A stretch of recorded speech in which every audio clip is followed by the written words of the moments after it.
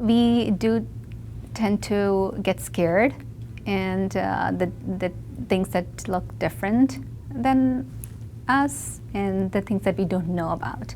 So if people that do know about Ramadan and what it really means, I think they would really like that, and they will feel more closeness to Muslim. But because what is Ramadan? Ramadan is a sacred month. It is the 9th Islamic month. It's a month that God ordained just like any other days. God chooses places over places. God chose Mecca over the rest of Arabia, and He chooses a month over a month. It was prescribed for the ummah or the nation. You have to fulfill a specific obligation, which is one of the pillars of Islam.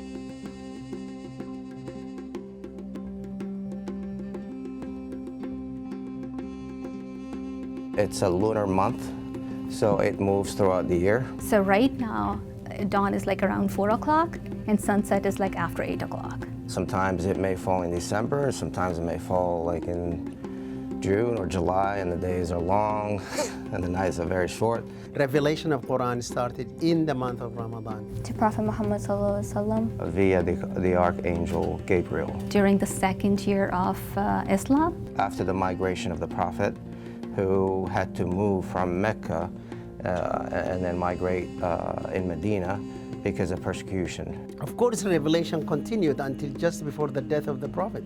So the span of revelation itself, historically, is about 23 years. It has come down from God specifically that we should fast this specific month.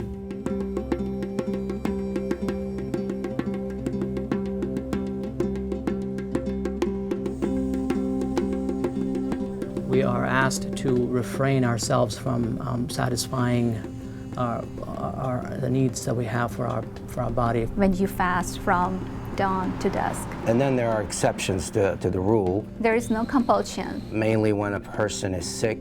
If you are traveling, If you have, say, a chronic disease, if you are breastfeeding, you don't have to fast. There are other ways that you can compensate. between that Ramadan and the next one. If you are very old and you cannot fast at all, you can break your fast. I mean, it's allowed that you break your fast, but you have to feed a per person for each day. And you have to feed them exactly of whatever you consume, not just give them leftovers and whatnot. Plus, we don't force our kids to do it. I didn't fast the entire month. Like for one day, I fasted when I was 7. When you hit puberty, you're supposed to start fasting the entire month. I used to look forward Ramadan when I was a kid. That was like a very happy moment for me. And I remember like our family getting together and doing that. And I don't remember when I did my first fast, how old I was. I was like really young, but I wanted to do that. I mean, fasting at school is hard because you have to wake up really early, and then you have to fast longer, and you have to go through lunch.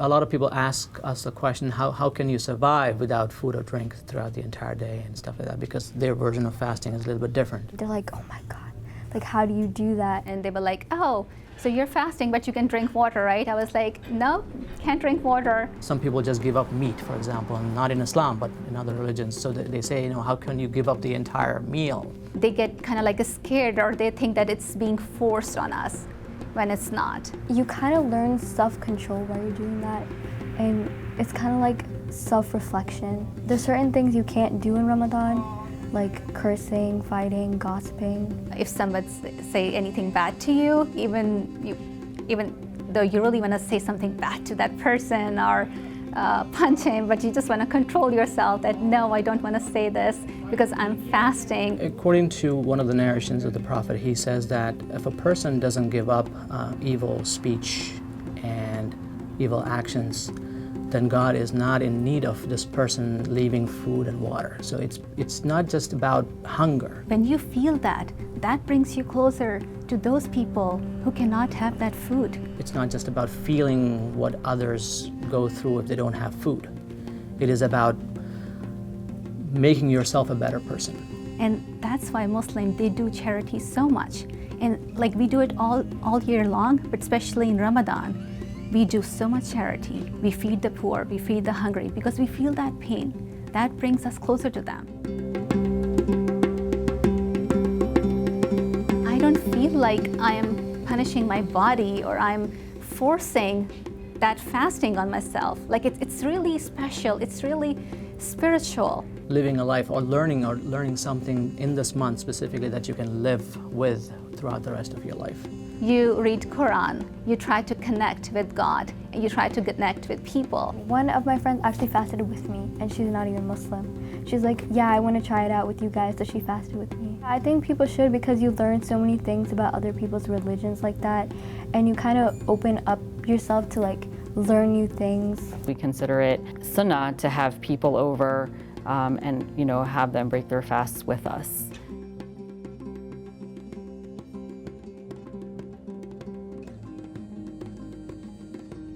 That's inviting other people to your home, opening your doors of mosque and having other people come in and inviting them to get to know us, get to know Ramadan, get to know Islam. First day of Ramadan, well, the night before, there's a certain prayer that all Muslims have to, which is like a night prayer that we do every night of Ramadan. We wake up around 4 o'clock in the morning, 4:30ish, before dawn, before the first light of dawn.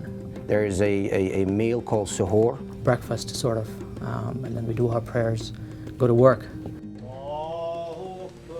You do want to make sure that you pray 5 times. You try to be extra nice. And in the evening, actually, we go back to the masjid and we pray a lot, even more. So basically, the idea is to deprive your body of physical needs, of food and other things. And then in the evening, we actually try to develop the spirituality by listening to more of the scripture and the Quran as much as we can. We do have like a lot of iftars, which is like breaking the fast with our friends, with our family, with our community. Iftar is breaking the fast. That's what it literally means. So it's like breakfast. And it's a special time. I mean, it's a time that every Muslim almost look forward to because you're like starving the whole day. At the end of the day, like our family, we always have huge meals. And that's not a norm, for any other month for our family. We're busy. There's always something going on. It's a time when you really start to appreciate favors of God upon us. We celebrate it to like control ourselves from certain things that we normally do that are bad, to like make ourselves better Muslims and better people. You kind of set aside some more time for the religion itself. It's a month of spiritual reflection. Thinking about who you are as a Muslim. Building awareness of reverence of God, His presence, that you know that He exists, and you try to do your best to please Him. We do make more of an effort to pray. We do make more of an effort to be better people, come together with family, eat together. It's a month of fellowship. It's a month of just really understanding yourself as a Muslim and a human being. Ramadan for me is a time to actually focus and get back on track. In other words, as Allah says in the Quran, that this is the time for us to learn God consciousness. So I try to focus as much as I can on my religion. Study, read, learn, memorize, but more importantly, ponder on the Quran and reflect on it.